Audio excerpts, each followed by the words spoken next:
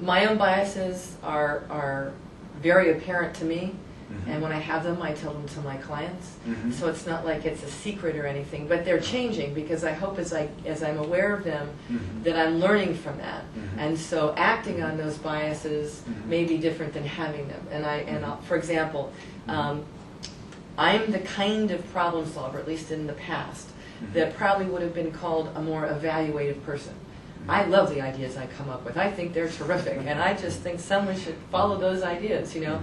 And then I'm thinking, okay, your bias is that because you're a problem solver and because you want to help people, that you're going to leap to help them. And you're not going to wait until they get to a point of, I don't want to say exhaustion, but at least a point where they've really exercised their ability to come up with their own. My temptation is to leap in.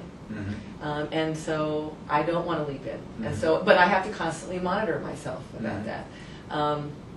I had a bias about what people would think about me as a female mediator with a husband and wife. I thought the bias would be that the husbands would say, well, you're a woman, and so therefore you're going to be on my wife's side. So I already assumed what the other person's biases were.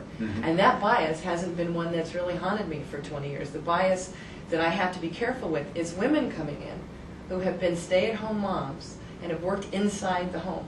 And they see my credentials and they see my pamphlet and they see I've pretty much been working all my life, and I'm educated and I have degrees and I worked while I was raising my family. And what they say to me is, I don't know if you're going to get me.